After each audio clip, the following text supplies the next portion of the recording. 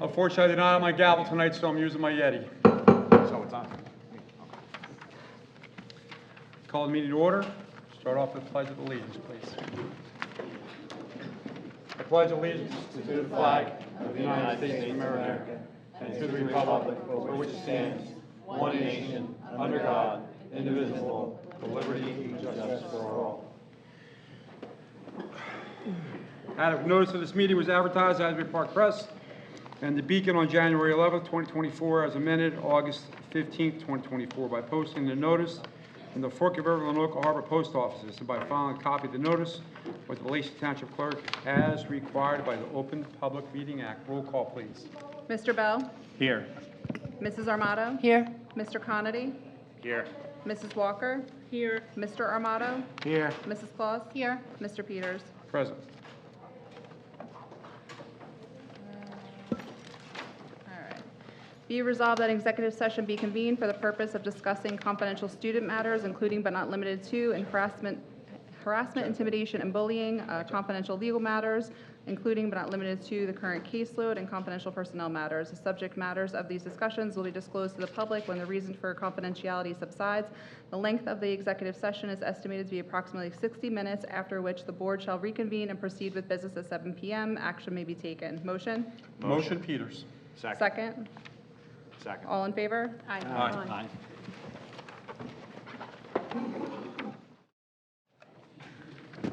Good evening. As you can see, Dr. Pryor will not be with us tonight. Mr. Zielinski will be filling in. And we'll start off with the superintendent reports. Hold on. Cut them on the spot. That's right, without my computer on.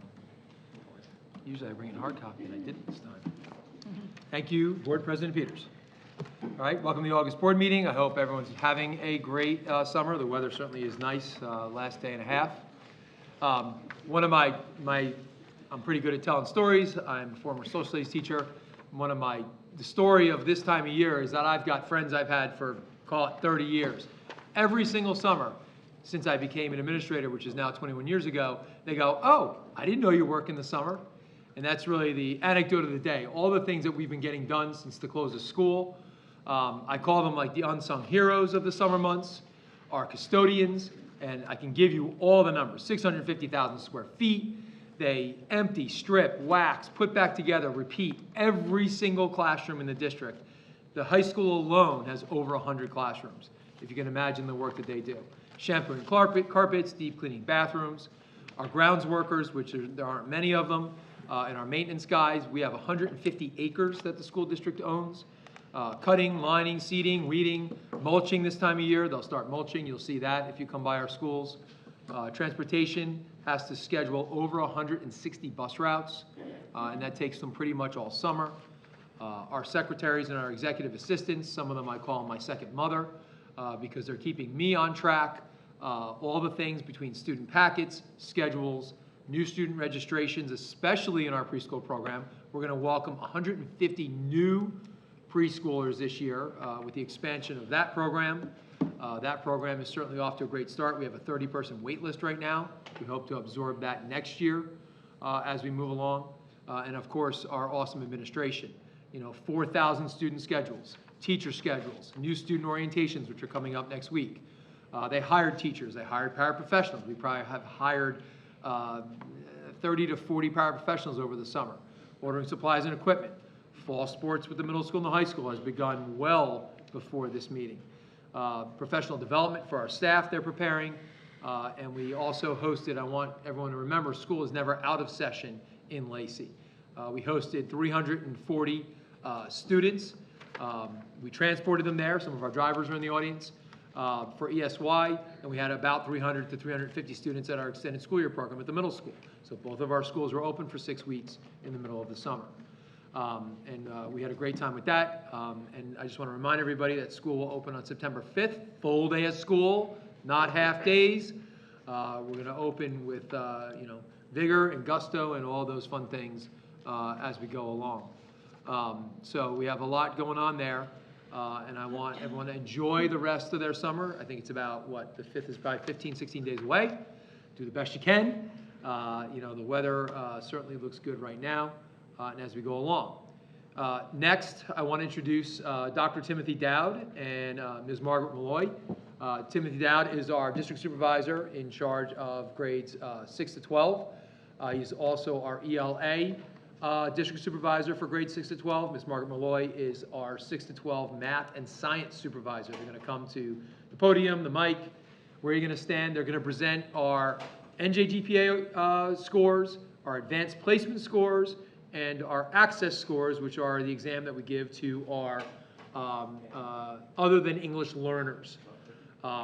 This is required by statute. We'll go through this again when we do our October achievement presentation. With the timing of this exam, which just started of the NJGPA started again 2 years ago, the timing that the state puts on us that we have to present at our August meeting. So they're going to present. It's kind of their first time doing it without me, so I'm all excited. So I am right here. You know I'm not going to be quiet. So, all right. So if the board wants to scoot around or however they want to see it, and we will of course post this under assessments on our website. We post all of our presentations like this so that people can refer to them, they go back to them, and they can certainly ask us questions, call our offices, and we can talk about these different things. So the floor is yours. Oh, that's right. I got scolded that when I first started too. Yeah, you got to go to the mic, 'cause that's how he records you.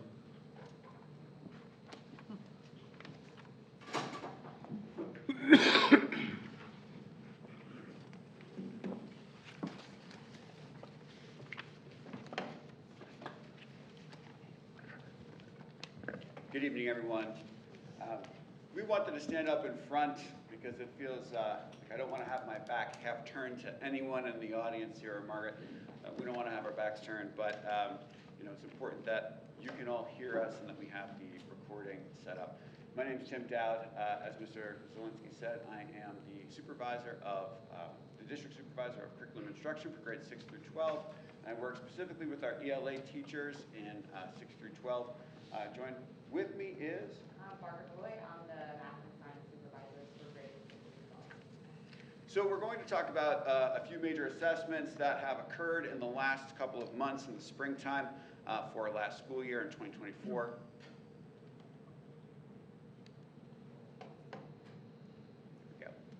So first up, I want to talk about our English language learners. They take our access tests every year so that we can see how they're progressing in our English language learning program. Our students range from kindergartners all the way up to high school students. We get English language learners at different times in their educational careers. And so it is important for us to make sure that these students reach their highest levels of language proficiency so that we know that they no longer need that language support services and can continue with all of their regular education. Here we have a chart. We're going to post this. This is really a spectrum of how well these students are doing. You can see our biggest group is right there in grades 2 and 3 for developing. They're right in the middle there. That is a group that we're going to continue to work hard for in order to make sure that they're progressing properly. This next slide, for the sake of our purposes, really shows the growth that we've had in the last few years. That bar on the right is for 2024, and you can see that we've been improving over the last few years. We look to continue that improvement. Moving on to the NJGPA, this is sort of the big one. The state had been pushing for a graduation proficiency assessment for some time, and they finally got one. We have conducted it several times in several consecutive years. It is a measurement of readiness for graduation for our students. It is administered to all grade 11 students. So regardless of what kind of math or ELA courses they're taking, they all take this assessment. It is based on, for ELA, the grade 10 New Jersey Student Learning Standards, and for mathematics, it is aligned to Algebra 1 and Geometry Standards. So students who take this assessment but do not meet those readiness requirements can retake the assessment in the summer or the fall.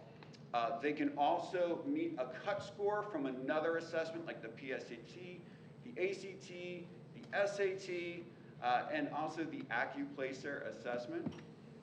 Many students the students who do not pass the NJGPA or meet that readiness score will often complete a portfolio. And so I'd really like to say we've done very well with the NJGPA. And then also for the students who haven't met that readiness score, our portfolio appeal process is absolutely phenomenal. I want to give full credit to our teachers on that. They work tirelessly with our students in order to make their graduation readiness at the acceptable level. It's quite amazing work, honestly. A lot of blood, sweat, and tears that go into that. A lot of great dedication from those teachers. All right, so here you will see a comparison of Lacey Township School District's spring 2024 NJGPA results in mathematics compared to the rest of New Jersey State. So you'll see our percentage of students who were graduation ready, just below half, and our percentage of students who were not yet graduation ready. So we're continuing to work hard to close that achievement gap between Lacey Township School District and the state, but we are pretty happy with the progress that we've seen these particular students make from their 9th grade year to the 11th grade year, which we'll show you in a minute. Here you'll see a breakdown of our subgroups for Lacey Township School District, the students that were graduation ready and not yet graduation ready.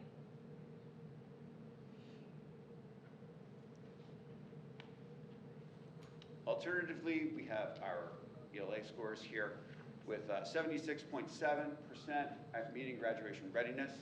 The state is at 81.6. Again, we're continuing to close that gap between where our students are at and where the rest of the state is as far as the average is concerned.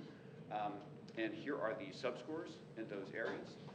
So we have some highlights here in both math and ELA and some things that we want to continue to work on. We are going to talk about the progress and the process that we use in order to work with students toward proficiency and work with our teachers. We feel like we have really good indicators that that process is yielding a good harvest. So here you'll see a comparison of our 2023 and 2024 math readiness. So our 2023 were our juniors from that year, and our 2024 were our juniors that just took it in the spring. So you'll see that our scores are staying consistent. We would like to see our achievement increase each year. But like I said, we're also really interested in looking at our students' performance within the cohort. So comparing the same students, which we're about to show you. Can you go back to that slide, please? Sure.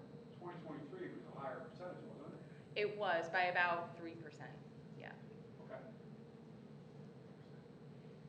So keeping in mind that those are two separate groups of students. So the students that took the test in 2023 are a separate group of students that take the test in 2024. So what we're really interested in seeing is, can we measure some sort of progress or some sort of growth with that particular cohort of students, which is what we're doing here.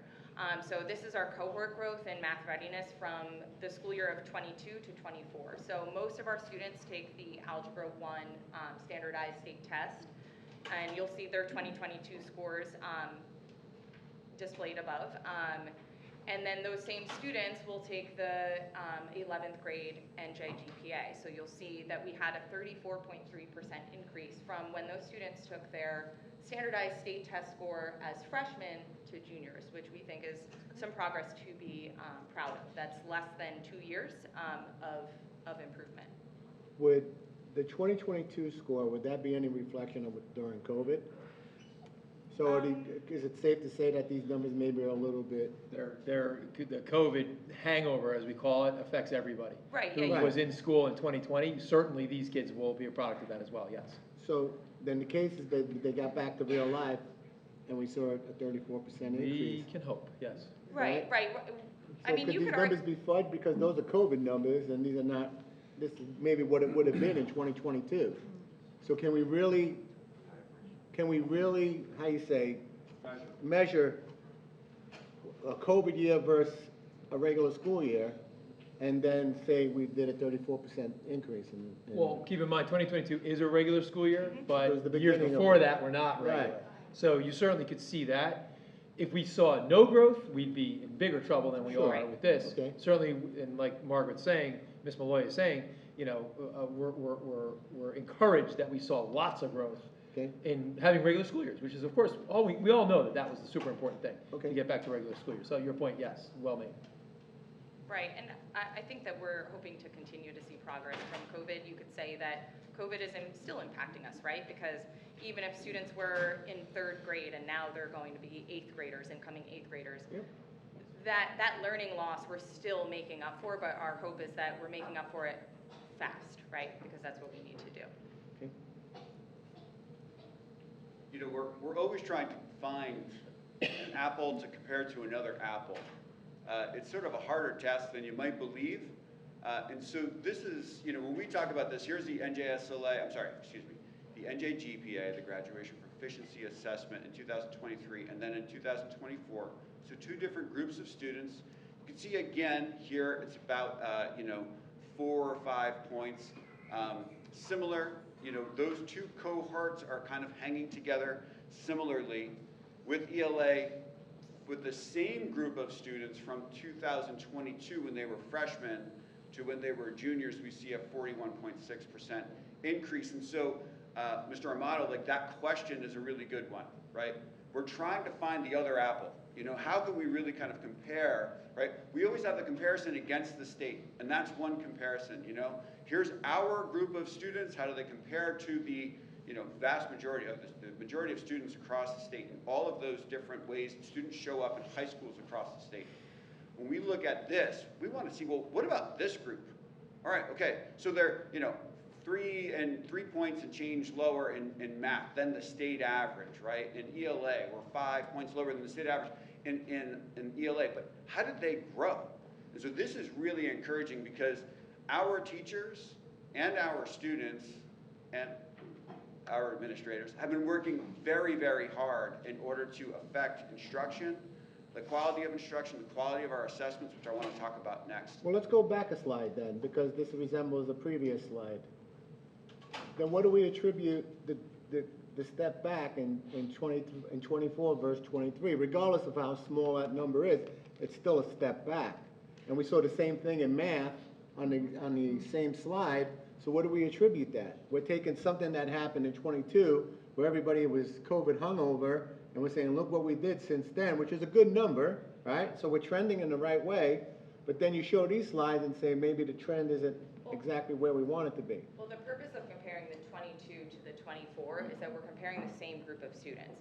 These are 2 different group of students. So sometimes there can be a variance in just the class of students and how they're achieving. So if we go back to the math, our difference was 3.7% from 2023 to 2024. But statistically, that's not really a big change, right? That could be just a handful of students. So it's more like we didn't really grow that much from 22 to 24, but again, those are 2 different groups of students, so it could just be a little bit of a difference in a class. That's why we wanted to investigate further and see, well, how did this particular class do? Because we were also concerned that our scores did not increase from 23 to 24. Yeah, I would be. So that's why we investigated that particular class a little bit further, and we went back to their most recent state standardized test in 2022, which we were COVID hungover, but it was our first year that we were fully back in school. We weren't remote, we weren't hybrid. So it is our, best valid data of test scores to be able to compare the same group of students and to see if we had any growth or not. Okay. Right, and so then, COVID interrupted so much. And we were talking about, like, do we want to talk about that again? But it's going to be something that's going to continue to come up right now. Like we mentioned, students who are entering 8th grade had, critical growth years in 4th grade with COVID for reading, for math, these kinds of growth indicators. And so that's why we wanted to see what the group looked like specifically.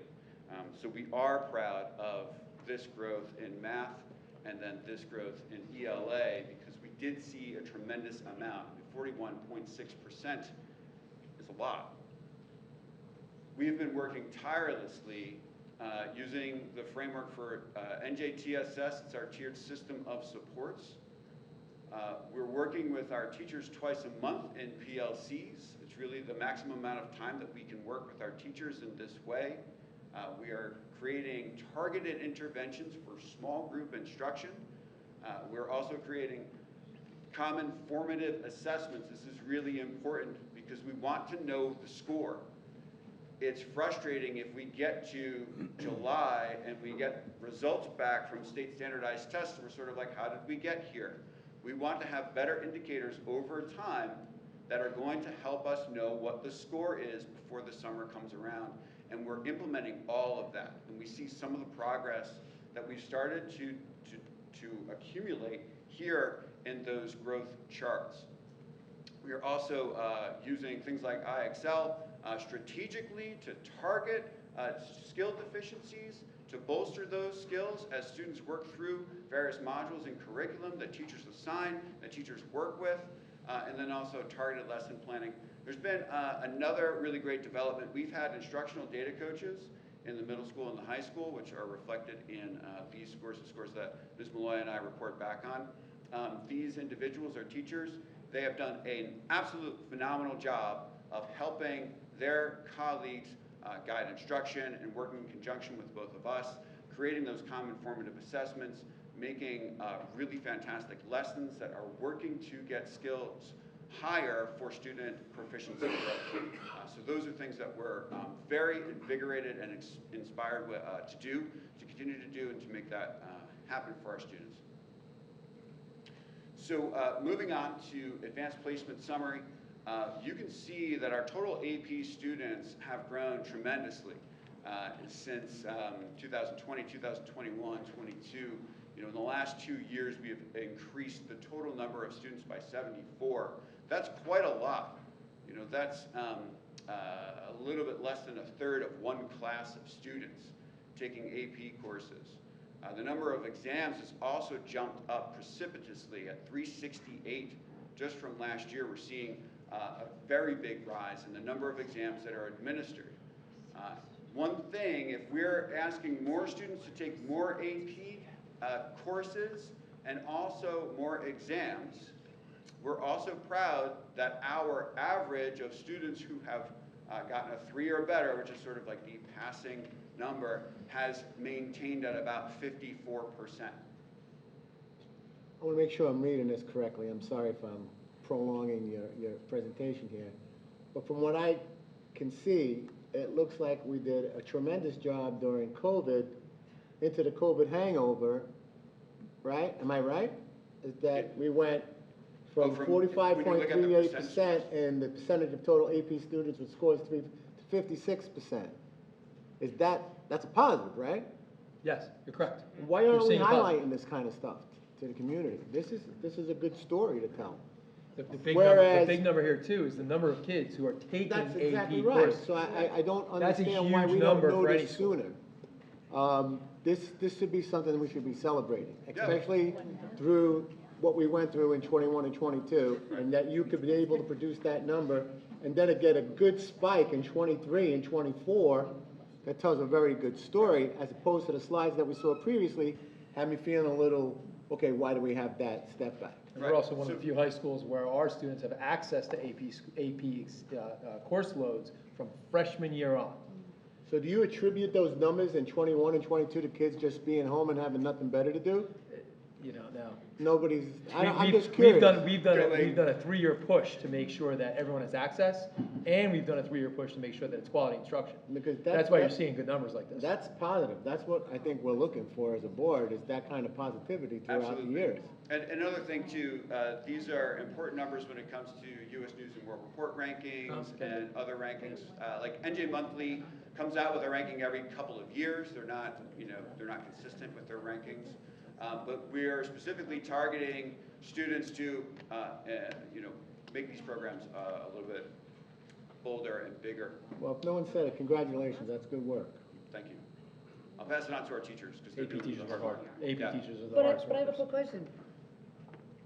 The percentage went down though, from 62 to, is that 53? Yeah. So we have more students, which is great, but the percentage went down, so is that a positive? You're increasing your number of AP kids with 3+, so that number has gone up. Okay, you've maintained since at least 2022, while increasing so many more exams. So you went from 206 exams to 368 exams, so you've added all these kids to the pot, you didn't lose a step. So you're saying the percentage went down because we had more exams? Other than 2020, our percentage has gone up or stayed the same. That's the point. Well, I'm talking about 2020, from 2020 to 2024, it went down, you're saying because we added the exams? No, because No, I don't, we can't explain 2020 necessarily from 62 to 45, probably a COVID thing. We also attributed it to, we went on semester bored. block. So we went on semester block, that seemed to really blow up the AP instruction. So when we got off semester block, we realized our problem, we fixed our problem, okay, and then we continue to do well with recruiting kids in the program and making sure that our 3+ number stays up or keeps moving up. Block was 21? We did, well, we always had block, so in 2021, 2022, we went to semester block because we were keeping the cohorts of kids together in case we got into an outbreak. So that we deemed, especially, and other reasons too, not just AP, we went back to the AB block. And we're actually investigating new schedules for next year as well for 25, 26, because we have new thinking that we think will make us even better. So that's where you are. Right? As a county supervisors group, Right, back to AB. Mr. Zelinski served on the board of that. Ocean County Curriculum Consortium hosts an AP colloquium every year at no cost to the teachers. Go to OCC, have tremendous professional development every October. And so I give our AP teachers a lot of credit for taking advantage of that opportunity, working with county partners, and then also represented from the College Board, the makers of the AP exam, and get tremendous professional development. So we can also see, some results from that effort as well. I would like to highlight, we've had some courses that have shown exceptional results this year. We have AP Art and Design, Calculus, AB and BC, Biology, Computer Science Principles, English Language and Composition, English Literature and Composition. I would like to, as the ELA person, I would like to just take a quick nod to our English Lit teacher. There were 15 out of 16 students received passing scores in that class, which I think is quite phenomenal. That's quite phenomenal. In a whole group of really fantastic courses, environmental science, macroeconomics, and by the way, the macroeconomics course is specifically designed for sophomore students. So we are seeing exceptional results from our sophomores, which by the way, does not count on our state performance report or on U.S. News and World Report, all right? U.S. government and politics, also doing a phenomenal job. Same teacher for both of those social studies courses, and United States history has also done a phenomenal job. Thank you. Awesome. Thank you. Thank you. Thank you.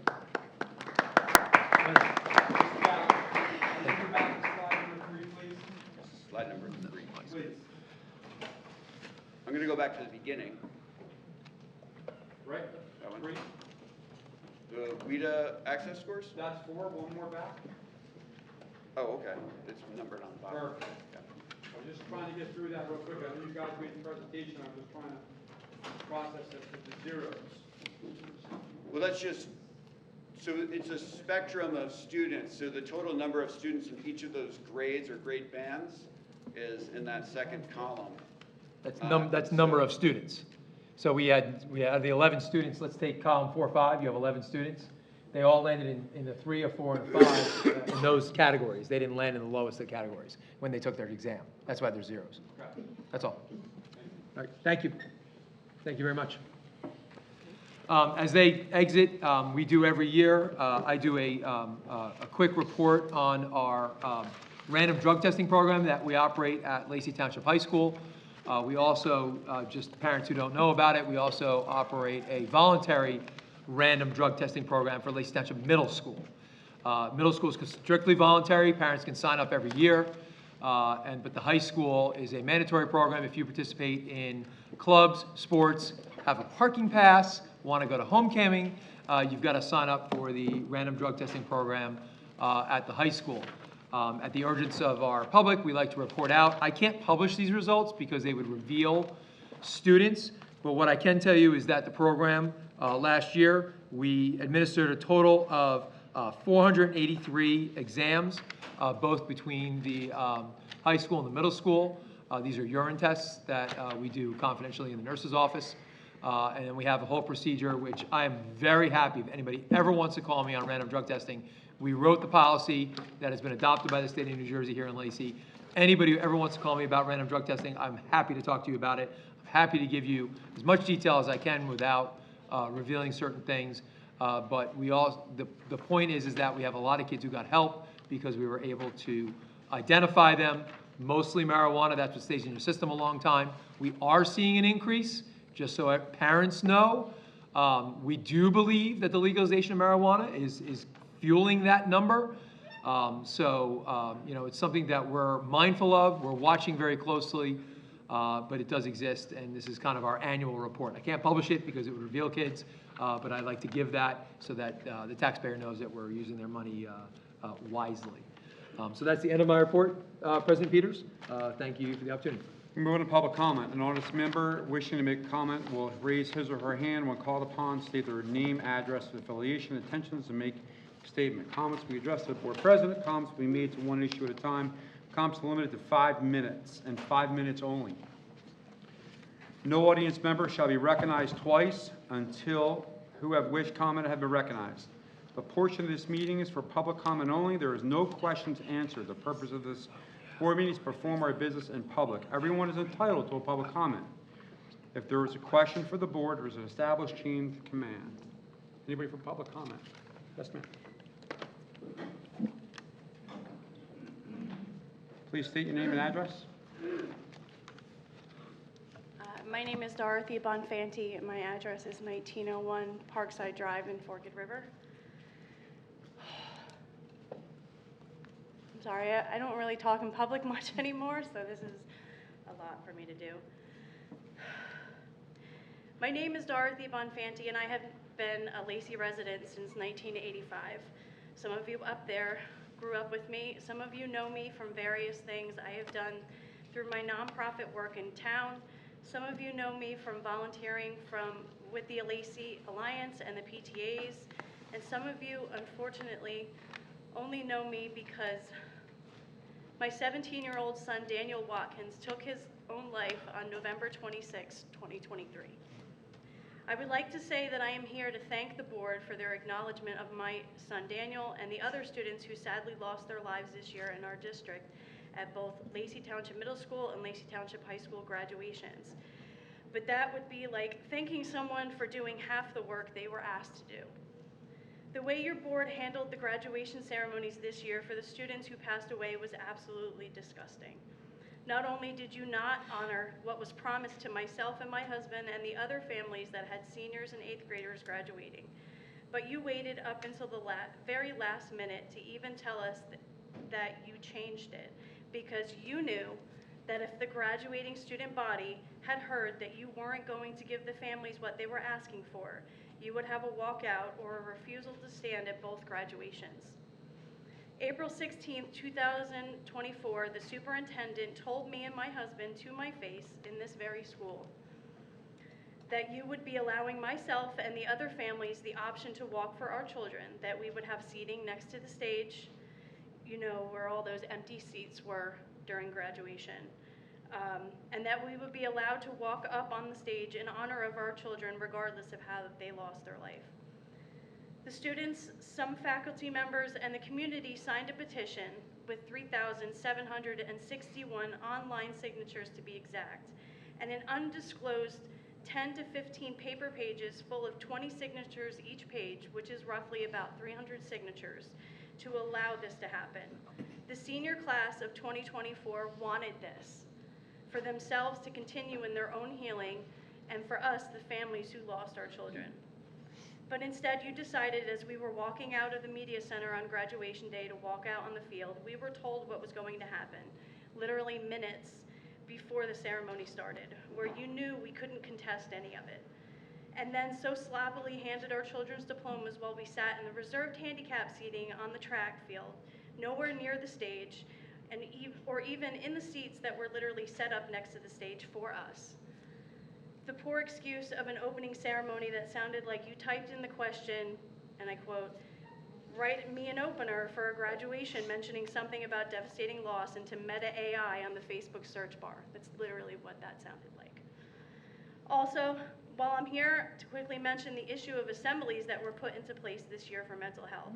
How is it that no one heard of any assemblies in the school in our district, with the exception of one later in the year at the high school, that was told to me by several different seniors that said it was more of an elementary school Harlem Globetrotters presentation than a mental health awareness assembly, which is what it was claiming to be. How is this mental health awareness? And also to add the students who were closely affected by these deaths, i.e. best friends, close friends, classmates, teammates, etc., who when they would put in a slip to see their counselor, some wouldn't even get a call to come in and talk to their counselor until a month later. Which makes me dive deeper down the rabbit hole of wondering if there was ever a possibility that my son put in a possible request to talk to his counselor or even his child study team counselor and got no response either. You should be thanking whatever you believe in that you didn't have any more students take their lives this year. And I won't go into how things were handled with this Miss Abigail Sly, the SAT counselor at the Lacey Township Middle School, or lack thereof handling.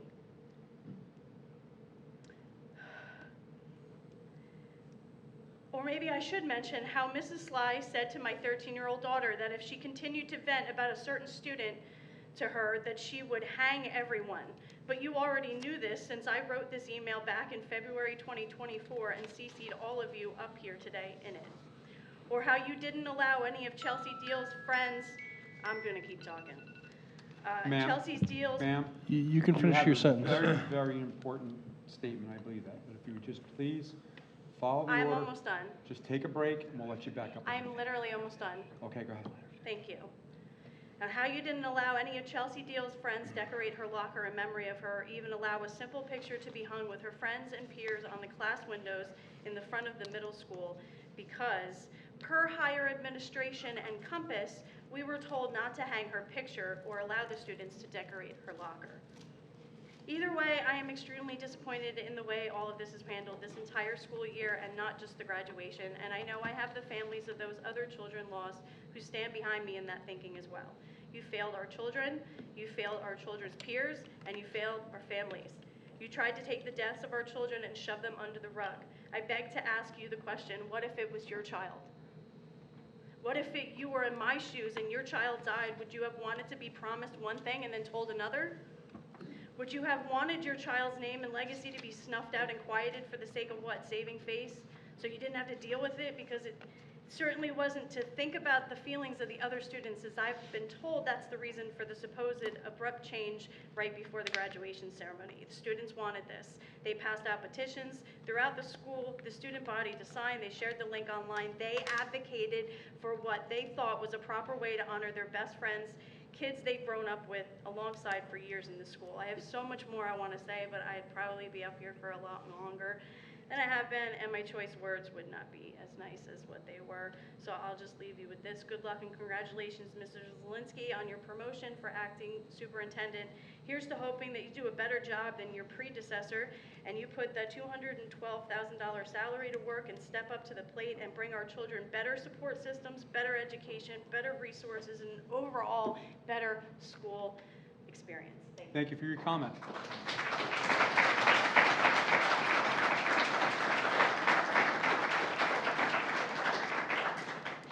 Anyone else, public comment?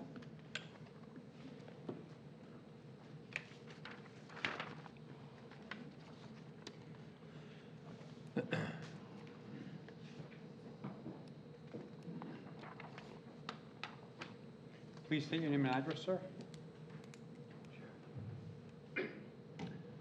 James Flores, 16 Hollywood Boulevard, here at Forked River.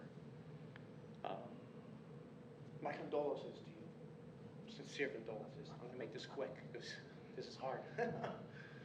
But this is a separate subject, but I understand what you're going through. I want to thank the board, Principal King, in regards to the bringing back Coach Mahar as a Lacey Girls Soccer varsity team. So I appreciate that part. You eliminated a lot of anguish for these girls that they went through. Truly believe this initial removal of the state champion coach should have never happened in the first place. Totally unnecessary, especially being this close to the season. It was a very suspicious move.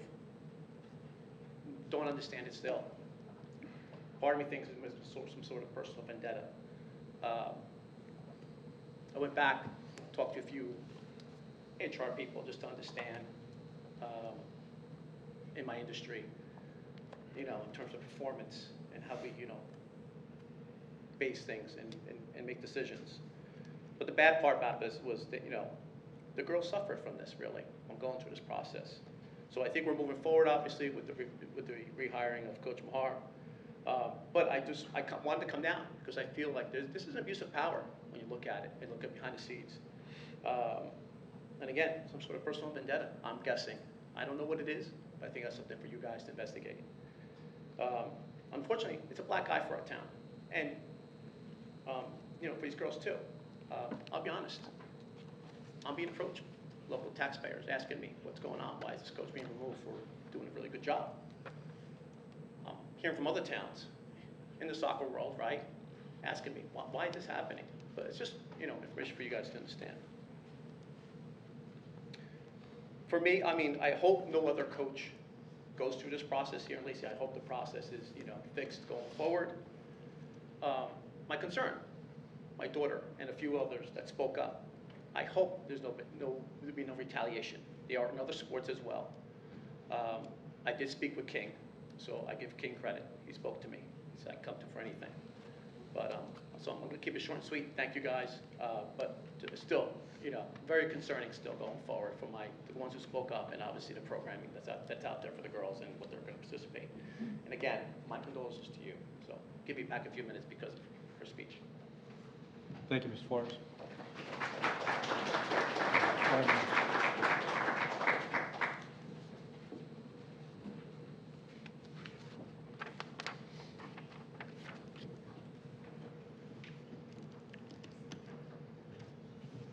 Hi, Lisa Edgeworth, 49 Hilltop Drive, Lenoka. I feel like I'm starting to sound like a broken record a little bit, but I'm not going to let this go until I know what's going on with it. The varsity letters for the performing arts students. This is still an issue that has not been resolved. I originally brought this to the board before the end of last school year. I can't even remember what month now, probably like April or so. What I have here that I wanted to read for you guys is the state Senate bill that I mentioned, and I said that it was a bill that was passed in the legislature that these students should be recognized and given the chance to receive a varsity letter. So I'm going to read that. I do have my glasses. It's State Senate number 2398 from the state of New Jersey in the 217th legislature. The synopsis is it requires a school district to adopt a policy allowing students in grades 9 through 12 who participate in certain interscholastic extracurricular activities to earn a varsity letter. Now I'm going to skip down a little bit.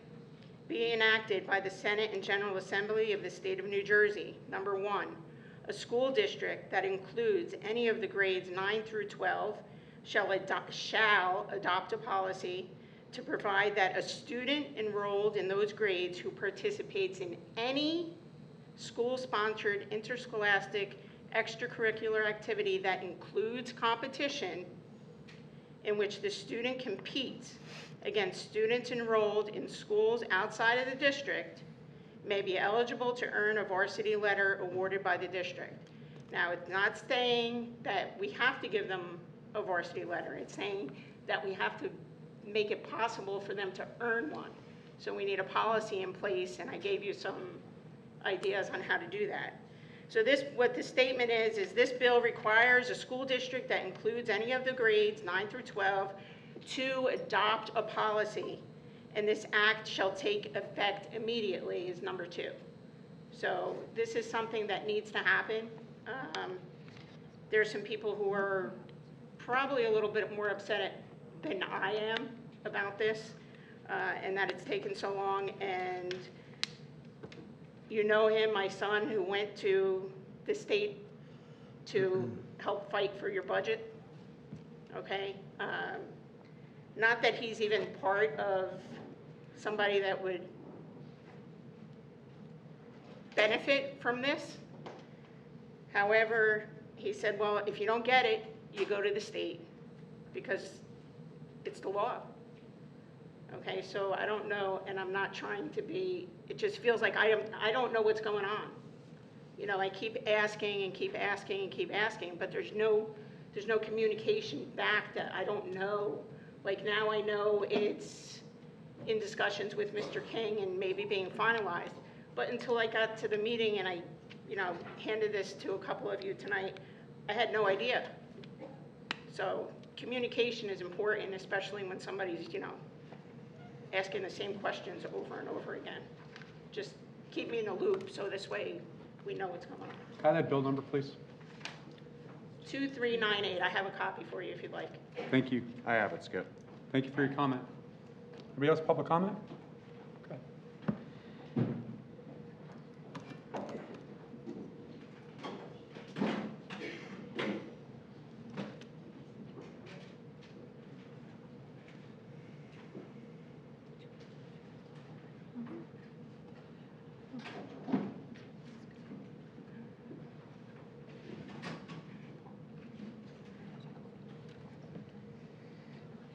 Hello everyone, my name is Jacob. I'm a student here at Lacey High School.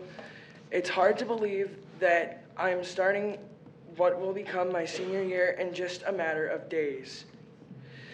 The reason I'm here tonight is to discuss what is going on with the stipends.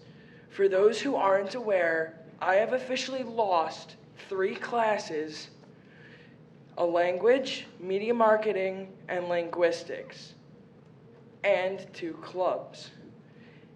There are 80 kids in Interact, and there is a $1,400 stipend that needs to be, that isn't getting delivered. And there is a 9.9% tax increase, but what is that, where is that money going, and what is it saving? For those who don't know, after high school, I want to study linguistics and work at the UN.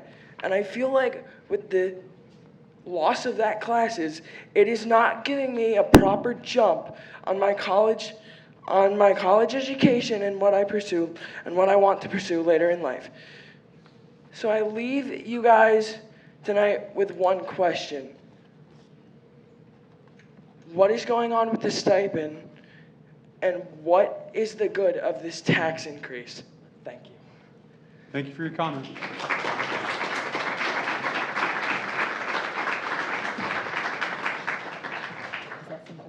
Anyone else, public comment?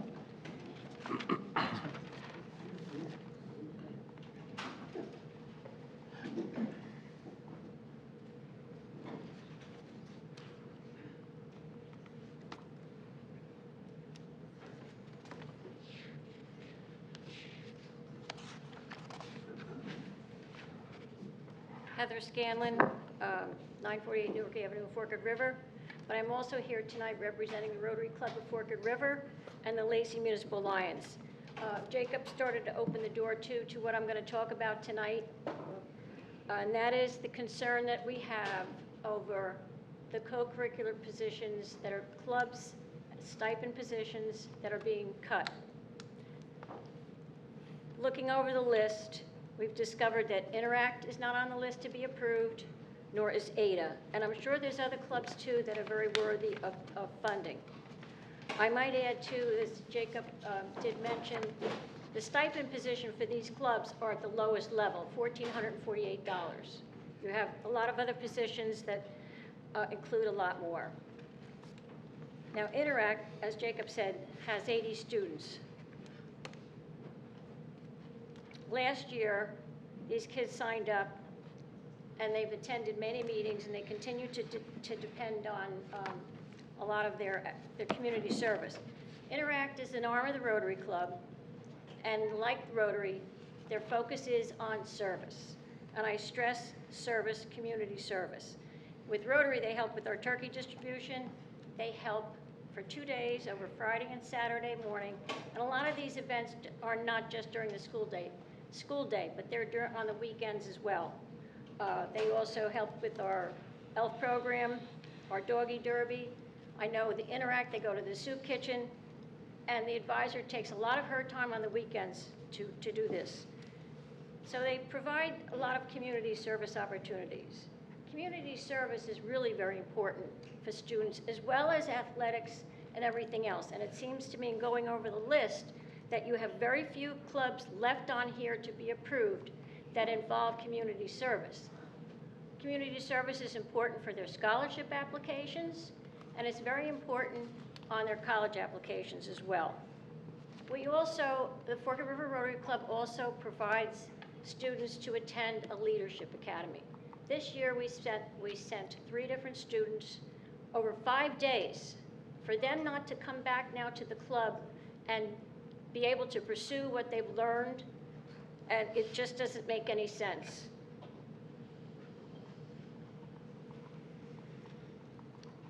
Also, and 2 of them are to be officers, co-presidents of the club.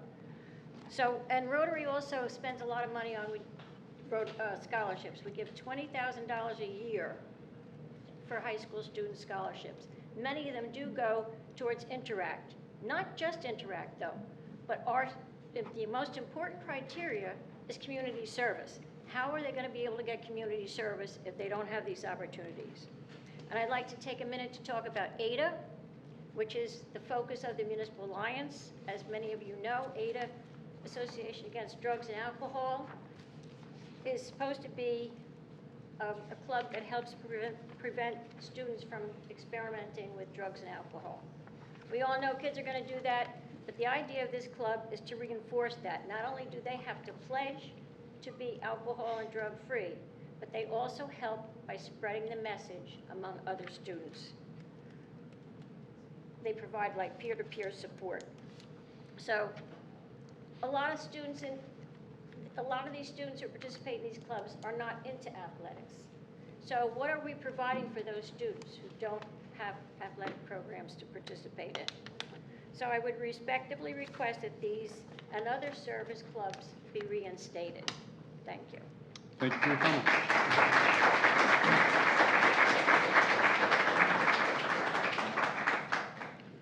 Anyone else, public comment? Sure.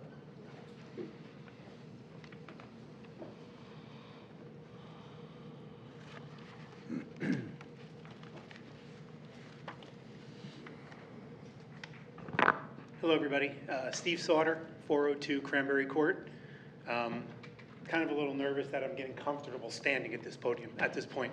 But I am back again to, again, bring up the topic and to approach you with some concerns about the elimination of the subscription busing program in our school district for this upcoming year. I live at my house with my 2 children and my wife, and I remind my children every day that I see them, please be careful and be safe when you leave this house. Because if you don't come home, I cannot replace you. I cannot replace you. And the elimination of this program scares me and it aggravates me because it doesn't need to go. It's a subscription program where parents like me are willing to pay to have it. I understand that parents in the past historically have not completely funded this program, and the district has subsidized and added money to that program. But I'm learning more as I'm going through this last month and a half. I know most of you know that I am also a teacher, not in Lacey, so I have time during the summer to delve into some other things. And I've been able to do some research. And with the help of some of you sitting at this table right now, you've allowed me to understand more of this process and understand where this subscription busing program, the money's come from. Okay, so I understand more than I did before, but I still don't understand why we are eliminating a program that is not a multi-million-dollar program. It's not even a $500,000 program or a $250,000 program. We are eliminating a program directly pertaining to student safety for a mere $100,000, maybe a little more. especially since it's being subsidized by people in the town. Now, a survey was put out at my request. I don't know whether you know that or not. I'm the one that prompted the idea, hey, let's put out a survey. And we did, or the board did, or the central office did on June 27th. And it was one of the most poorly written surveys I've ever seen in my life. It did a huge disservice to the whole subscription busing program. Okay?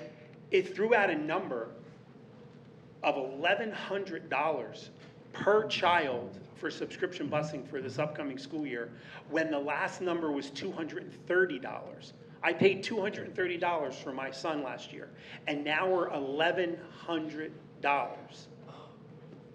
per child. And the survey only asked, would you be interested in subscription busing?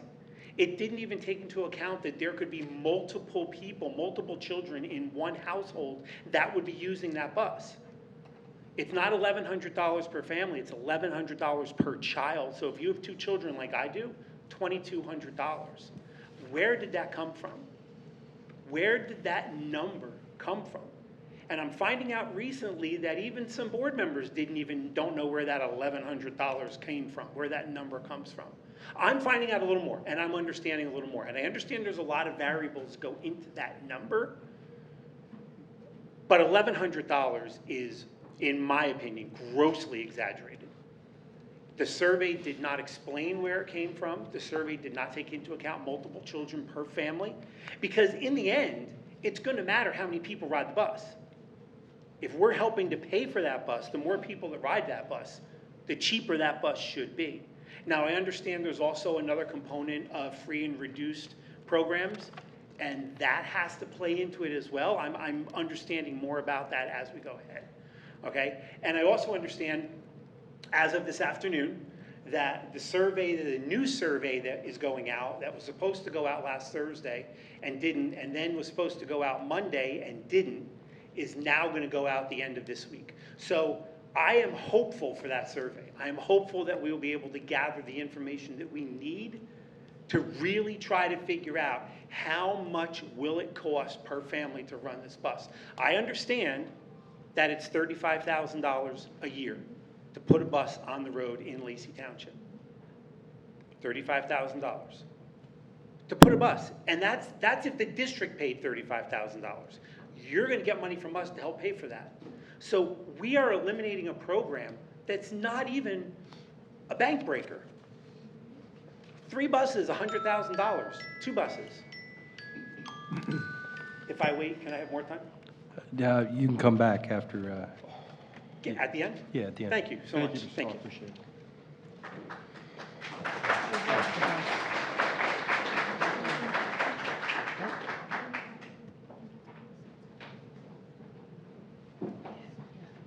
I'm going to pick up where he left off. I'm Lisa Boyle, 1008 Trenton Avenue North. So I was here last month and I talked about the same thing, the busing situation. And this is no disrespect. I'm a single mom, again. Ms. I'm Boyle, by I hate to myself. interrupt you, but Trenton North. It is behind Is that- Forever Young Daycare. Behind where? Forever Young Daycare, right next to the I'm just Park trying to, Principal. as you're speaking, I'm trying to position Sure. that address. Yeah, so it's literally behind Forever Young Daycare. I'm the house behind Forever Young. Everybody knows where I live. So you're just before the parkway on the right? Right before the parkway. Correct? Yes. Is that a dirt road or is that a paved road It's there? paved road. Okay. So if my daughter walks to school, which I am not opposed to, by the way. I'm not opposed to her walking Middle to school or high school, ma'am? Middle school. Okay. It will be, 6:30 in the morning, it's 27 minutes walking. We discussed this last time. She'd be walking on Lacey Road. Granted, there's a sidewalk, but she's got to cross, not walking across Lacey Road, on Lacey Road sidewalks, crossing over Manchester. She can't to go get- through the apartments there? She could absolutely go through the Come out apartments, by but the she's police by station herself. and There are walk no around other to the park and the students. cut through? She absolutely could. 45 minutes. 45 minutes walk. There is no crossing guards. It will be dark some days. It will be rainy and weather would blah, blah, blah, blah, blah. I am by myself, right? We talked about this. Like you, I'm in education. I'm a high school administrator. I work in Red Bank. I leave my house at 5:45 in the morning. I don't have a husband. I don't have someone who can get my kid to school. I just don't have it. My concern was last time, and my concern is again this time. The survey went out. And that's lovely. I didn't get a survey, and we were told that a survey went out to everybody affected. The survey did not go out to parents of 5th grade students moving into 6th grade. There was not a summer rollover. I know how schools operate. I understand that. I didn't get a survey because my daughter is in 5th grade, not in 6th grade, yet at that point when the surveys went out. I was also told that I could spearhead this thing and someone would be in contact with me. Now we're almost like a week and a half away from school starting, 2 weeks, and I still have no more information about how my daughter potentially could get to school. So do I keep her home for the whole entire year? What do I do? You would have to arrest me, because that's not allowed. I would have to become a part-time worker at school. That's also not going to happen, because it's only my income in my household. We're being put in a really terrible position. I'm sure I'm not the only single mom out there who is worrying about how their kid is going to get to school this year. And I think about it every day. It's literally keeping me up at night. I don't know what I'm going to do. I still have no solution. I'm freaking out. We're like literally a week and a half away, and I have no idea how I'm going to get my kid to school. I said to you last time, parents, I talked to people, we'd be willing to pay $500. I think that $1,100 is astronomical. To jump from $230 to $1,100, ridiculous. But there's a bunch of people just like me who had no idea that a survey even existed. We didn't even have an opportunity to voice our opinions. That's just sad. That's just sad. Anyway, that's all. Freak out over. But we need a solution, and I'm willing to pay $500. I think that's reasonable. Thank you for your comment. We've got to figure it out, because I just can't. Thank you.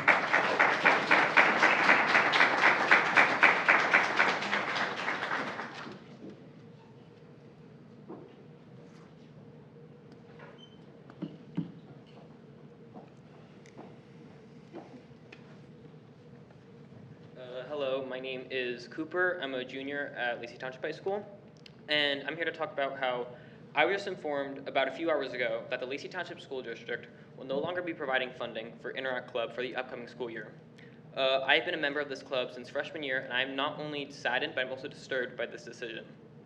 Our club has helped to provide thousands of dollars in scholarships for Lacey students over the past few years. We've been able to give back to students, and we have been able to give them access to volunteer opportunities across New Jersey, and have taught them the importance of public service. We have provided thousands of items to food banks not only in Lacey, but throughout Ocean County and throughout our state as a whole. Students who participate in public service beginning at a young age are more likely to give back at their communities at a later age. It would be an understatement to say that this has been one of the most successful and impactful organizations at Lacey Township High School. Not to mention, we have bridged a path for students to be involved with the Rotary Club of Forked River, which has been giving back to Lacey Township and Waretown for the past 50 years.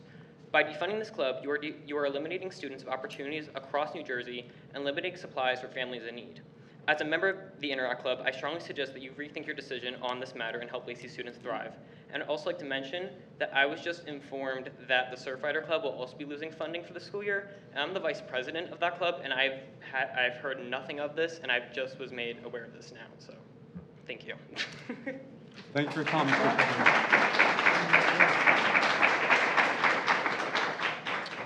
Anyone else, public comment? Mr. Senza?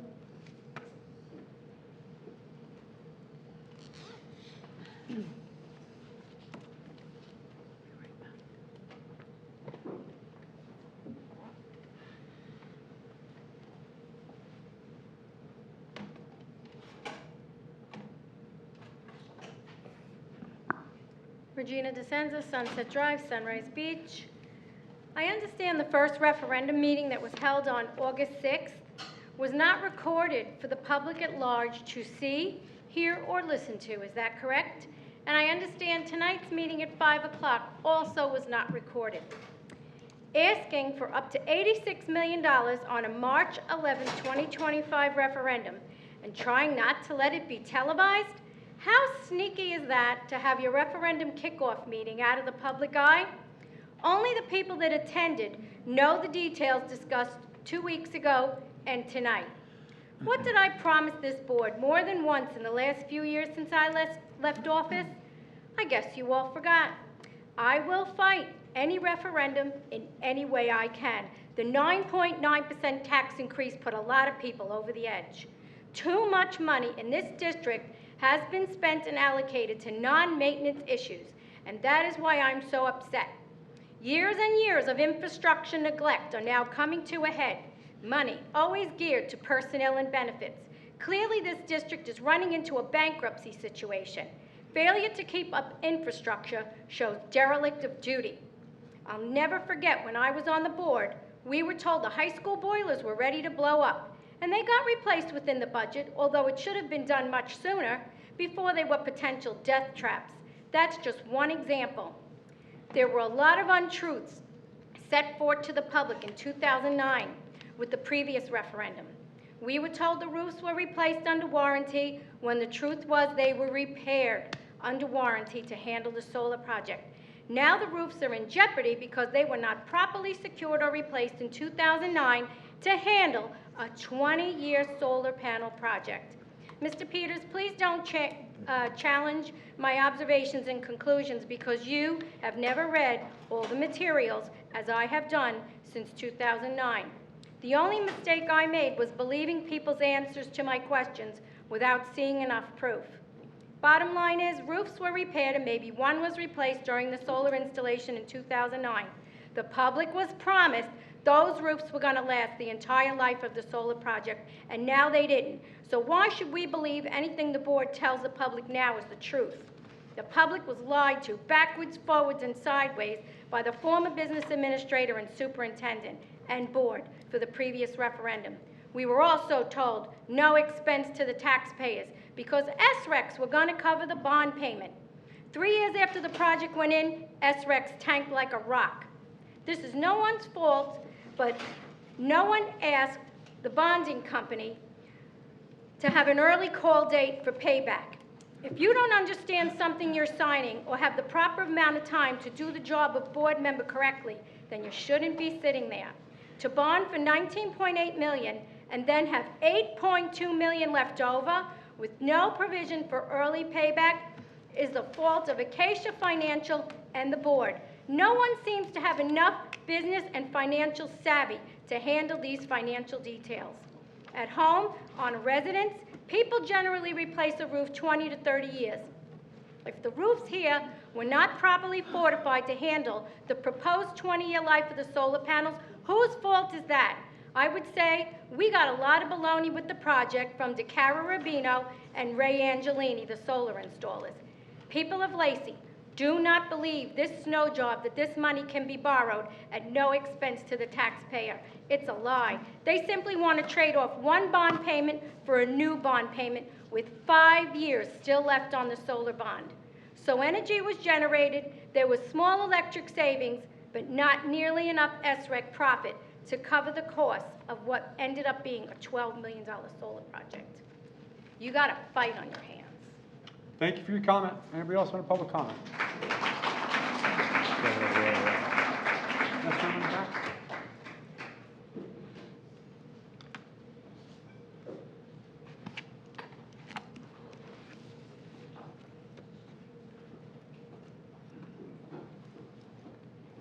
You must be Cooper's mother. No, I'm not. Oh, okay. No, she's not. I'm Cooper's friend's mother. Debbie Cooper, not Smith, Core Street, Forked River. I was not planning on speaking tonight, but I did just find out about the cuts in the clubs. I have my 4th child going in as a junior this year. I have 3 that have graduated. And over the years, my kids have been involved in different clubs. I am so disheartened that these clubs are being cut. They are based around community service. We need to bring more kids to serve the community and learn how to serve the community. If they learn at a young age, they tend to spend their lives serving their communities in various organizations. This is a good habit that they need to start early. These stipends for these clubs are absolute peanuts in the big scheme of things. And it serves an enormous amount of students in this district. So to cut these clubs that are so important to so many kids over such a minuscule amount of money, to me is atrocious. There are so many different things that can be cut. I could give you a list by the end of the day. But these tiny little clubs that serve a couple hundred kids in this school, and it's teaching them how to give back to their community and feed the homeless and clean up beaches and do so many good things The fact that this is what we're focusing on cutting, to me, is absolutely appalling. So I have a daughter that was very, very involved in Interact. She is now going to be a senior in college. She is still giving back to the Rowan community, to her sorority community, and she learned that through Interact. So that is carrying her through, and it will carry her through for the rest of her life. And that goes to be said for a lot of kids in this community. So that, I've said my piece. Thank you very much. Thank you for your comment.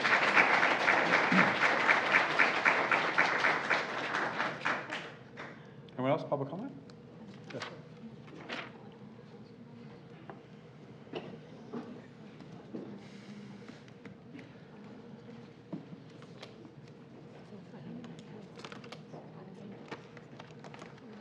Please state your name and address. Bob Risk at 317 Cedar Avenue. Just talk along the lines, the same thing with the buses that we were talking about before. I have two daughters, one going into middle school, one going into the high school. And in case you guys don't know, Cedar Avenue is the one that's 3 names in one: Manchester, Cedar, and South Street. I invite you guys to come sit on my porch and watch the tractor trailers, the Wawa tractor trailers, that come from Lacey Road to the Wawa on Lacey Road to the Wawa on Route 9, or the dump trucks that go by there, or the reason why I have to back in my car in my driveway because I have a hard time pulling out every morning around school time. I mean, not to mention the traffic that's the cut through from Lacey Road, people coming off the Parkway, going down, my street to get cut through to Route 9 to go into Ocean Gate or rest of Bayville or rest of that.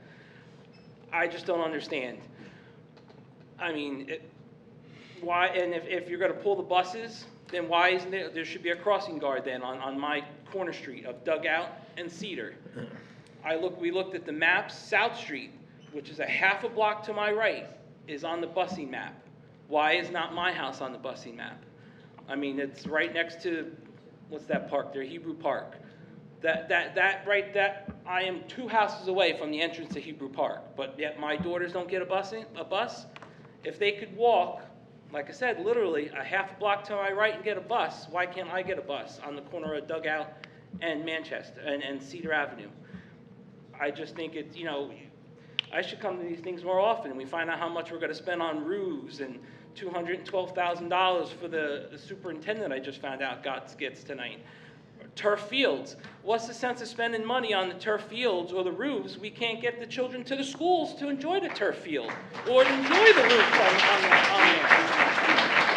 Why spend that money if we can't get, the students to the schools to enjoy these things? That's all. I just think it's ridiculous and appalling. And I wasn't afforded last year the option to pay, so I didn't know that was $230. We just found out about that survey not that long ago. But again, $230, $1,100, that's ridiculous. I mean, not that I can't even, it's hard for us to even afford the $500, even if you guys brought that back. But I just don't understand why. I just don't understand. It makes no sense to spend all this money on all these other projects, but you can't get the kids to the school to enjoy these projects. Same thing, you're talking about cutting money on these fundings for all these other extracurricular activities, but you can't get the students to the extracurricular activities. That's all. Thank you for your comment. Thank you.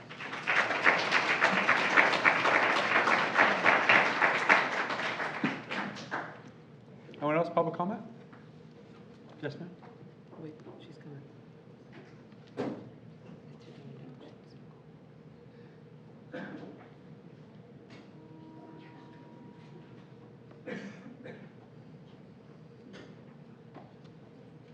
Please state your name and address. My name is Heather Salmond. I live at 319 Cedar Avenue. And I just want to continue with what was just said about the issues of not having busing in that area. I have a child in middle school, and the path that she would have to walk to get there is not consistent with sidewalks. It's not consistent with safety. Manchester Avenue is considered a county road. I don't feel safe. I don't feel secure at all, knowing that she would have to, the routes that she would have to take, the multiple, even different options that she would have. I don't feel any of them are safe. The current placement of crossing guards wouldn't be sufficient for her or anyone on that block, including some of my neighbors as well. So I really just don't see how you guys thought that was a good idea. And I wish you would really reconsider specific areas of town where safety would be a big concern for students to get to school. Thank you. Thank you for your comment.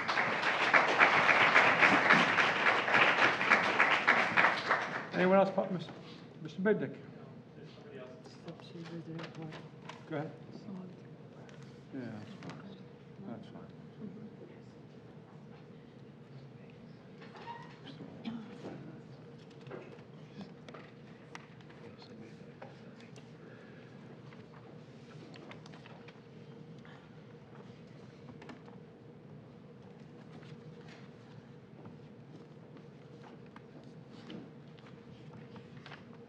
Hi, my name's Christy McGovern, 211 Cedar Lake Point in Forked River. Sierra Lake Point? Cedar Lake. Oh, Cedar Lake, I'm sorry. Yeah. Two things. I did not even find out about the Interact thing with cuts before I got here. So both of my girls are in that program as well. It is a great program, and I hope that they will maybe reinstate the funding for that. And then also, just wanted to say that we are very excited that Coach Mahar is going to be back, as the coach, and thank you for your help with that. And some of the players, not a lot of the players, but some of the players are up there. Can you guys just stand up for a moment? The players. And they are thankful as well. Thank you so much. Thank you. Mr. Bidnick?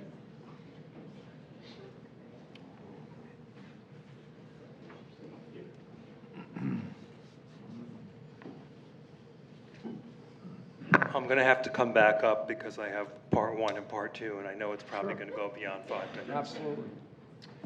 Okay, the first part is hand-delivered a letter to our board president dealing with the cease and desist letter dealing with harassment and threatening behavior. Dear Mr. Peters, I'm writing to formally demand that you immediately cease and desist from engaging in any further threatening or harassing behavior towards me. On August the 6th, 2024, at approximately 8 p.m., following the special school board meeting, you rudely interrupted a conversation I was having with acting school board superintendent Will Zielinski. During this unwarranted interruption, you proceeded to issue threats against me regarding a conversation I had with board member Linda Walker, a conversation to which you were not party to. Your statements in which you threatened to cause me harm if I ever communicated with a member of the board again are wholly unacceptable and constitute harassment under the New Jersey law. Your conduct is unbecoming of a public official and demonstrates a disturbing lack of professionalism and self-control. It is imperative that you understand the seriousness of your actions. Under New Jersey law, harassment is defined as any communication with a purpose to harass another in offensively coarse language or any other manner likely to cause anyone annoyance or harm. Your conduct on the evening of August the 6th clearly meets this standard. Furthermore, any attempt to intimidate or threaten a member of the public in retaliation for exercising their right to free speech is a violation of my constitutional rights and abuse of your position as board president. This letter serves as formal notice that any further conduct of this nature will result in immediate legal action, including but not limited to seeking a restraining order against you, as well as pursuing any and all other remedies available under New Jersey law. Please be advised that this is not the first instance of your inappropriate behavior towards me. Your repeated verbal outbursts in response to my legitimate and factual criticisms of board actions only serve to further demonstrate a pattern of harassment and intimidation. It is regrettable that it has come to this, but your actions leave me with no other recourse. I trust that you will take this matter seriously and govern your conduct accordingly. I expect the school board to address this issue promptly and take the necessary steps to ensure that such behavior does never occur again. Should you fail to comply with this demand, I will have no choice but to pursue all available legal avenues to protect my rights and ensure my safety. Sincerely, Richard Bidnick. Sad. Thank you for your comment. Mr. Sala, would you like to go back up, please? Thank you, sir. I'm sorry, just real quick, anybody else for public comment before he goes back up? Okay.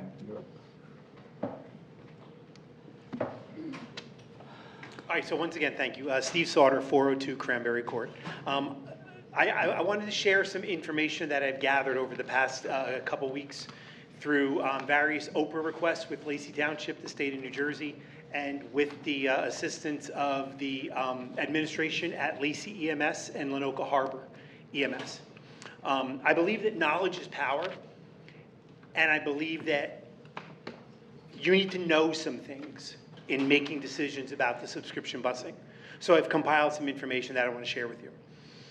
In the last 10 years, that would be January of 2014 until July 30th of 2024, we have been living in a township where the summonses for speeding violations has gone up 35%. We are living in a township where the summonses for careless driving, New Jersey Statute 39-4-97, has gone up 88%. We are living in a town where the summonses for reckless driving, New Jersey Statute 39-4-96, are up 91% in Lacey Township. The summonses for cell phones and hand-free violations are up 50% in the last 10 years. The number of suspicious persons complaints is up 70%, and the number of registered Megan law violators is up 31% in the last 10 years. Auto pedestrian accidents, combined with Lacey EMS and Lenoka Harbor, 2020 there were 13, 2021 there were 16, 2022 there were 24, and 2023 there were 27 auto pedestrian accidents. Okay? So now you know, and in front of all these people, you'll never be able to say that you don't know, because now you know. The knowledge is in you forever. All right? And because you do know, God help anything that happens to one of our children walking on the roadways, riding their bikes on the ride because of the subscription busing that was taken away. That is now could be deemed as a reckless action on your part because you know it's a blatant disregard for safety. You're making a decision that is putting our children in this situation. And I think you need to carefully consider what you are doing. I want to present this information to you so that you know. And this information is available. You can do Oprah requests through Lacey Police, all right, or the state of New Jersey. All right? I wanted to share that information with you so that you understand the situation that eliminating this program is putting our children into. I also want to say to Mr. Zielinski, congratulations on your new position. All right. I understand that the former position that Mr. Zielinski held, the assistant superintendent, is not going to be filled at this time. He's going to be assuming a dual role with a stipend. Good for you. All right. But that means there's money. There's the money for all the stipends that people were just talking about tonight. And there's the money for the subscription busing. Thank you. Thank you. Thank you for your time. Mr. Scanlon? I'm sorry, I didn't see your hand up earlier.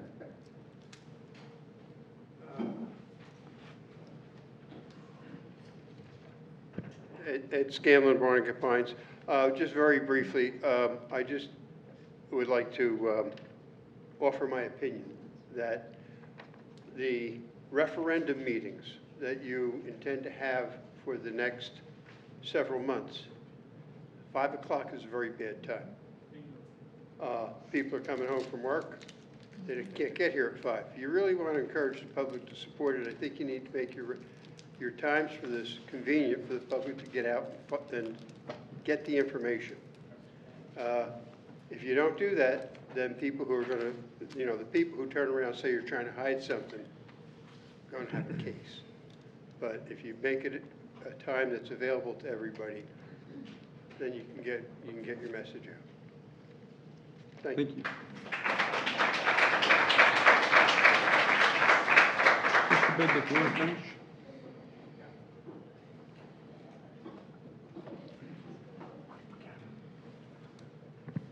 To the mom who lost her child, I just want you to let you know that I send my condolences.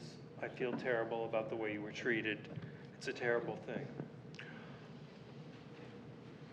Going back to the referendum information, how much did we pay for the feasibility study for this referendum?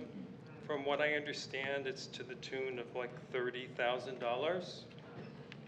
From what I've seen, it's filled with errors and omissions, and it's obvious that no one had proofread the document. Very unprofessional, to say the least, which also into itself says a lot about this whole referendum project. If you can't even present a professional study that isn't riddled with errors and omissions and misspellings, then this is a real concern. I have no confidence at all in this study. I mean, it's quite embarrassing. The first rollout by the board a few weeks ago was also embarrassing, and it lacked it with transparency. I'm still waiting for the answer to my questions dealing with the soft cost of this project, broken down by all three elements of the referendum question. Nobody could answer this question at the meeting a few weeks ago. I find this not only very odd, but quite troubling, especially with this board's record of dealing with bonding issues.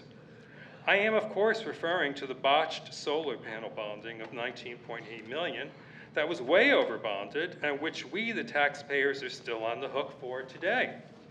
This board cannot be trusted with this past history in this department, especially since the person who signed that bonding agreement is still sitting on this board right now. The school board also hired a PR firm to use propaganda on the public to try to persuade, which I would consider only a fool, to support this $92 million project and spending on the facilities for our current schools. It's a hell of a lot of money. The district is going to have a $7 million hole for the next year's budget alone, and they want to do a referendum, which makes no fiscal sense. They are counting on the state to make up 40% of the payment, but the state can renege on this at any time, just like they changed the funding formula for our schools. The state is not a reliable partner, especially dealing with Lacey schools. I do want to know why hasn't the school board started applying for the school regionalization efficiency programs? The DCA awards grants for school regionalization studies. It aims to help school districts to explore merging with neighboring districts. Now this makes total sense. Instead of doing a $92 million referendum, S2 was designed to force districts such as ours to merge with other districts. It not only makes fiscal sense, it makes total academic sense. Regionalized schools can offer our students so much more than we ever could. If the district cared about education and the taxpayers, which it claims that it does, it would be doing just that. Isn't it time that this board started doing the right thing for once? Doing the same thing over and over and over again and expecting a different outcome is called insanity. It's time for a new direction and big change. Thank you very much. Thank you for your comment.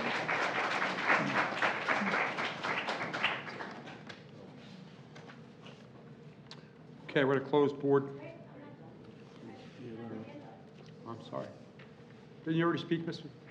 Yes, this is from 7, but I forgot something. Okay. Regina DeSenza, Sunset Drive, Sunrise Beach. Mr. Bidnick already mentioned one thing.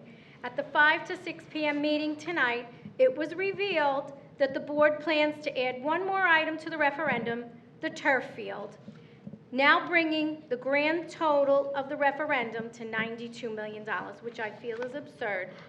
And I forgot to mention that I had inquired about Dr. Pereira's little golden parachute for unused sick and vacation days, it was $42,000, in case some parents are wondering. How money gets moved around and goes to different places. Thank you for your comment. All right, we're going to close public comment. Board committee reports. Ms. Claus. Sure. We had our finance meeting on August 8th. It was myself and alternate Mr. Peters, Sharon Ornsby, and Mr. Zelinski. We talked about the HVAC project. Ms. Ornsby led the discussion on the status of the HVAC project at the high school. The units will be set in place August 14th. The installation will take place over the next 2 weeks, so I think today it was turned on. Pre-K project update. Ms. Ornsby led the discussion on the status of the pre-K project at Mill Pond. The project is well under the way and projected to be completed on schedule. There are inspections completed the week of August 12th. Discussions followed. We spoke about the referendum at length. We also talked about, it was a topic I wanted to talk about, the board office space. I led a discussion on possibly renting out the board office to someone else, just to have some reoccurring revenue. So we're going to look into that for the future. Finance, we talked about Policy Finder update.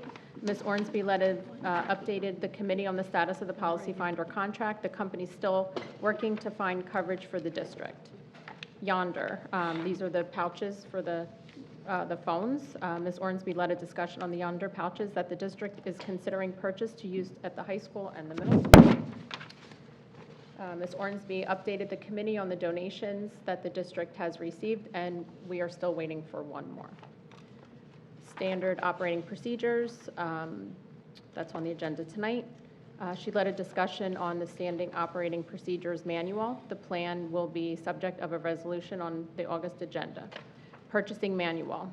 Ms. Ornsby led the discussion on the purchasing manual. The plan is the subject of a resolution on tonight's agenda. Food services. We have a new cafeteria cook. Ms. Ornsby led the discussion on the new cafeteria cook. She will be the subject tonight on the resolution. Food service standard operating manual. Ms. Ornsby led the discussion on the food service standard operating procedures manual, and that is also on for resolution tonight. We did discuss transportation, the subscription busing and morning care.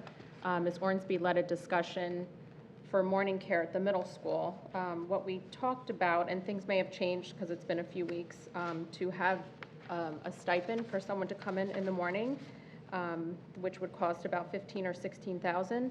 We would need to fill that classroom, we would need about 32 students, and that would cost the parents $487 for the year. So that might be another option. If there's no subscription busing, the parents can drive their students into the middle school. They can walk to the high school if needed, starting most likely at 5:30 a.m. I guess there's a survey going out soon. We're working on it. Yep, it's being worked on. Transportation, standard operating procedure manual. Ms. Ornsby led the discussion on the transportation standard operating manual, and the plan is on for the resolution tonight. We talked about facilities, use of facilities, and that is all. And Ms. Ornsby, if you can just put on for discussion for next meeting, the clubs again. We'll just have a discussion. Thank you. Mr. Khan, policy, please. Policy was on Monday, the 12th of August. It was myself, Ms. Claus, Mr. Bell, and Dr. Pereira. Where did Lisa go? Told you before. Policy letters. Principal King is finalizing I want to call it a policy because we already have a policy in there, more of a guideline for us to review. As far as policies revised, a grading system for the standard-based report cards, policy 0141, board member number and term, stresses the number and term of board members and filling a vacancy timeline. Policy 0164.6, remote public board meetings during a declared emergency has been abolished. That was in regards to the COVID emergency, and since it's over, the policy's gone. Policy 2200, curriculum content, revised, remove a list of referencing NJSL S standards to be more in line with the other changing programs. Policy and regulation 2423 for bilingual education.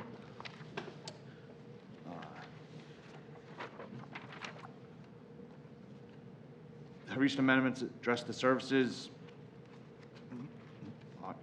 multilingual learners that were previously called English language learners.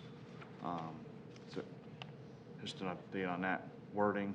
Policy and regulation 2431.4, prevention and treatment of sports concussions and head injuries. The Division of Educational Services of Student Support Services released a new model policy. So they've all been rewritten to align together. Policy 5350, student suicide prevention, revised to include new state statutes as far as training requirements and the requirement of any staff to be trained to warn and protect when they have information. And policy and regulation 7610, vandalism, and updated to replace the expanded list as defined to the regulation guide to remove a specific list of violations and includes notification to law enforcement depending on the crime. Policy 8420, emergency and crisis situations, provides for all students and staff shall fully participate in each fire drill or school security conducted. New language from NJSA 18A:41.7 requirements, updates that way. Policy 9181, volunteer coaches and co-curricular activity advisors and assistants. NJDOH updated guidance for TB testing in schools and how to be screened. And then policy 9323, notification of juvenile offender case disposition, just other revision. Involves a list of protected categories, which is enumerated. And although the list does not include all of the categories listed, the list is addresses a laundry list of them. And a confidentiality statement has been added in there as well. And that was pretty much it. There was nothing else as far as curricular, safety and security, LTASA, or anything else. And the next meeting is on September the 11th at 4:15. Thank you, Mr. Connie. Ms. Water, please give a curriculum report. I said it right, didn't I? You did. Curriculum met on August 6th. at 2:30. In attendance was Mrs. Amato, Mr. Bell, myself, and Mr. Zelinski. The first thing we discussed were the summer program that finished up. Mr. Zelinski shared some of the details of the summer program. Over 300 students attended. However, this will be the last year of the federal funding for this program, so we're investigating doing a paid program that may be feasible next summer. List of approved field trips. There's a list. We're voting on it, number 33, under new business tonight. This is a list of field trip locations that will be board approved.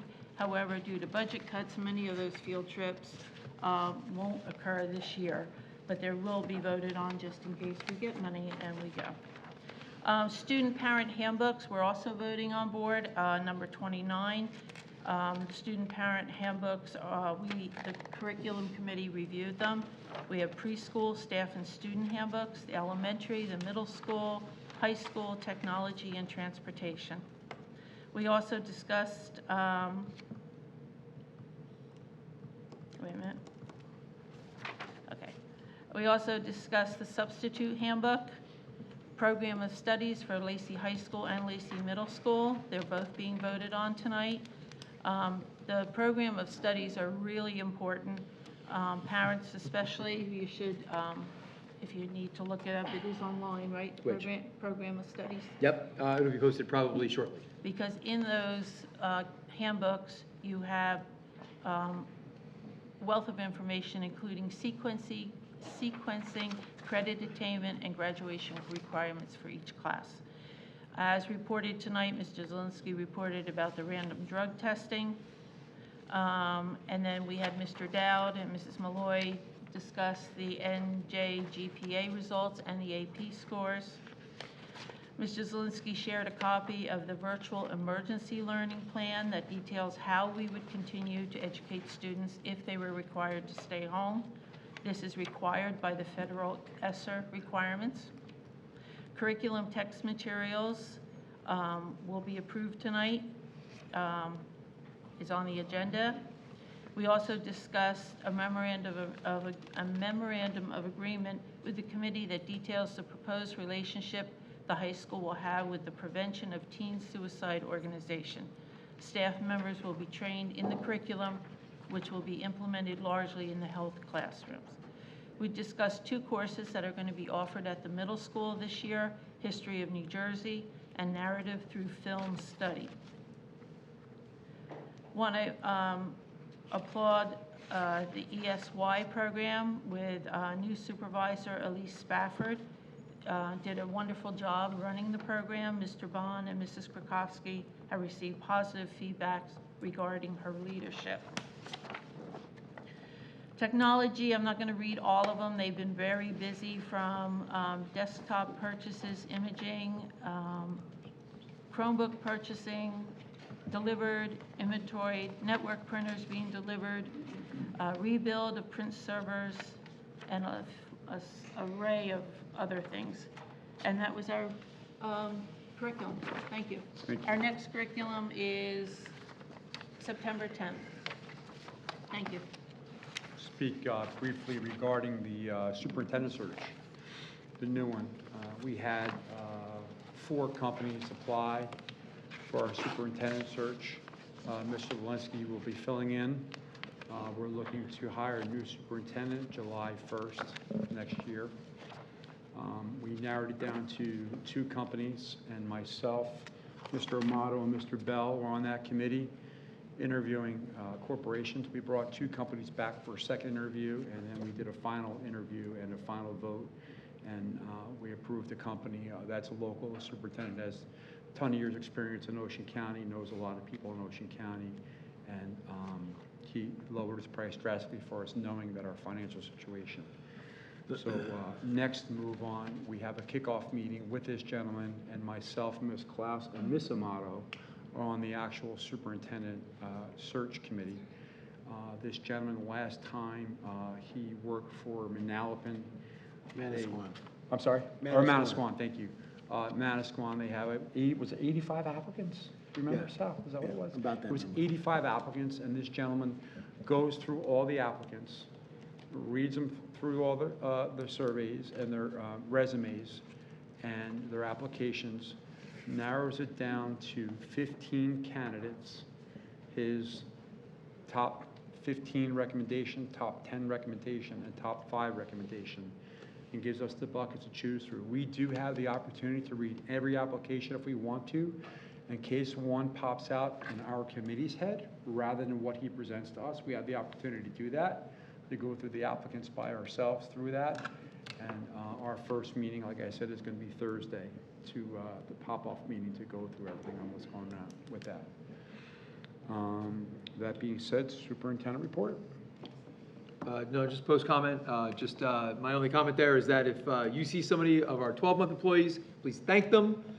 There's still a lot to do prior to September 5th. There's a lot going on. We've made some serious adjustments this year with construction over at Mill Pond as part of our bathroom projects. So if you see any of our people, please thank them. They're working tirelessly to get our schools ready to go, our administration, everybody. So, here's to, we'll see you in September, and we'll hopefully have a great opening of school year. Thank you. Board member comment, Mr. Conity. No, Dr. Pereira isn't here, but congratulations on your retirement. Thank you for the year and a half I've been here. And that's pretty much it right now. Mr. Bell? Thanks. Nothing for tonight. Mr. Amato? Nothing for me. Ms. Amato? I just want to thank everyone for their comments, and we'll look into what you guys have said. Ms. Walker? I just want to thank Dr. Down and Mrs. Malloy for their presentation tonight. I also want to thank all our staff, maintenance, grounds. I hate to list them because I'm afraid You're I'm always going going to to miss one. I don't I do it. know. It's tough. There's so many of them. But maintenance, So many good grounds, people. secretaries, bus drivers, staff, administration. And I want to thank in advance the teachers, because I know from being in their shoes once before, I know you're in your classrooms already, setting up and getting ready for September. So we want to thank you for volunteering your time to do that and getting it ready, so when the kids walk in, their classroom is shining and ready to, learn. So thank you. I also want to congratulate Dr. Pereira on her retirement and wish her luck in her future endeavors. Thank you. Ms. Klaus? Sure. Yeah, I just want to encourage everybody to come out and attend the referendum committee meetings. I know we're going to be doing tours, so please come and join us with that. The one good thing about the referendum is you guys vote. So, everyone can come up and say, what you like on it, what you don't like in it, but in the end, it's up to you. So if you want to do 1, 2, and 3, 1 and 3, 1 and 2, whatever, that's up to you people. So I think it's a great opportunity to see what this town really wants for this district to move forward. And that's all I have. Thank you.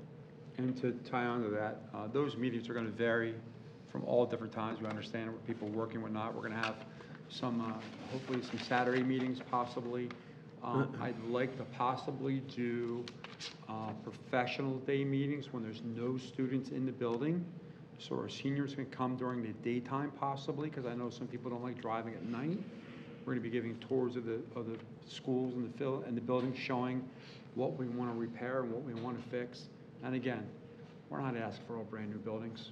We're just asking for new roofs to keep the structure safe and waterproof and a little more comfortable for the students. That's all we're looking for.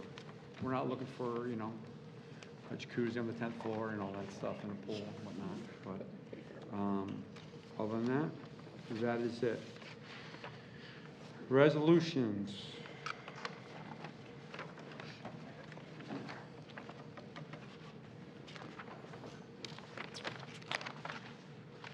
Man, how's it going? I'm getting old.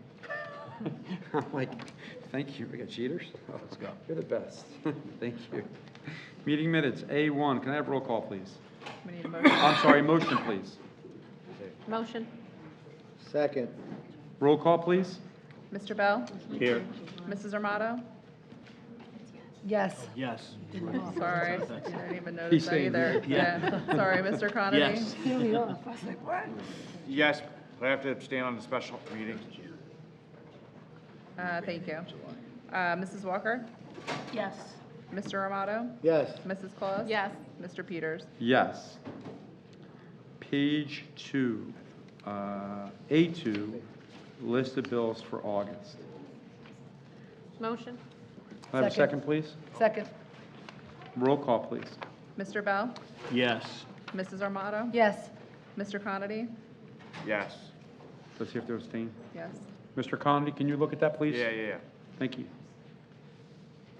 For A2, 955-136 and 289-299, 283-300. Thank you. Mrs. Walker? Yes. Mr. Armato? Yes. Mrs. Claus? Yes. And Mr. Peters? Yes, on the same on A17, out-of-district tuition, please. Thank you. Can I have a motion, please, page 2 and 3, A3 and A4 for transfers? Motion, please? Motion. Second? Roll call, please. Mr. Bell? Yes. Mrs. Armato? Yes. Mr. Conity? Yes. Mrs. Walker? Yes. Mr. Armato? Yes. Mrs. Claus? Yes. Mr. Peters? Yes. Pages 6 through 9, student tuition. No, we skipped, Oh, I'm sorry. 3 through Page 6. 3 through 6, finance facilities, A5 through A10. Can I have a motion, And, please? hold on, and then we have as amended, number 6, we're adding under, the third group of, projects, we're adding the new synthetic turf field and lighting at the Lacey High School, FVHD number 5299S. It's on your green sheets. Can I have a motion, please? Motion. I'll second. Roll call, please. Mr. Bell? Yes. Mrs. Armato? Yes. Mr. Conity? Yes. Mrs. Walker? Yes. Mr. Armato? Yes. Mrs. Claus? Yes. Mr. Peters? Yes. Pages 6 through 9, student tuition, transportation, A11 to A21. Can I have a motion, please? Motion? Second. I have a question. Can I ask? Sure.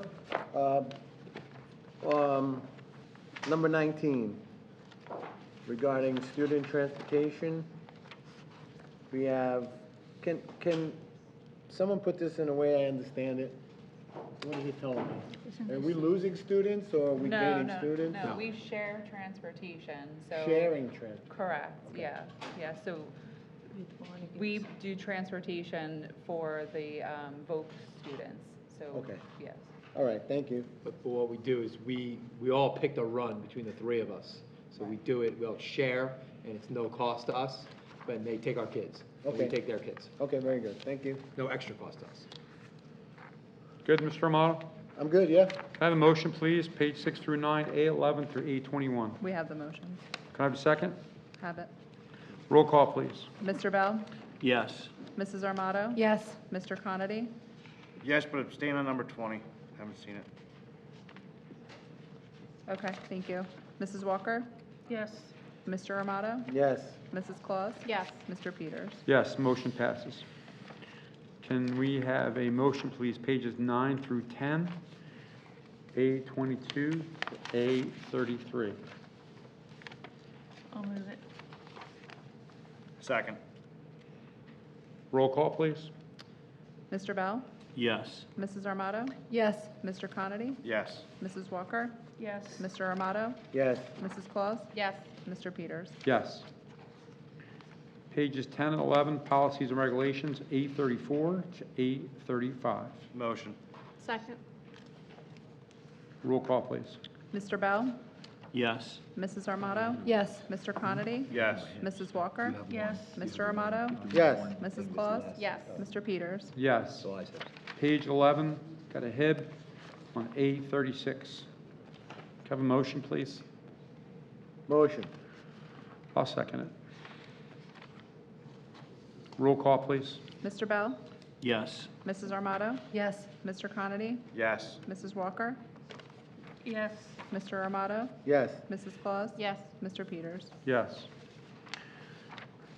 Page 11, B, donations. Can I have a motion, please? Motion. Second. Roll call, please. Mr. Bell? Yes. Mrs. Armato? Yes. Mr. Conity? Yes. Mrs. Walker? Yes. Mr. Armato? Yes. Mrs. Claus? Yes. Mr. Peters? Yes. Page 11, C, programs and curriculum. Could I have a motion, please? Motion? Second? Roll call? Mr. Bell? Yes. Mrs. Armato? Yes. Mr. Conity? Yes. Mrs. Walker?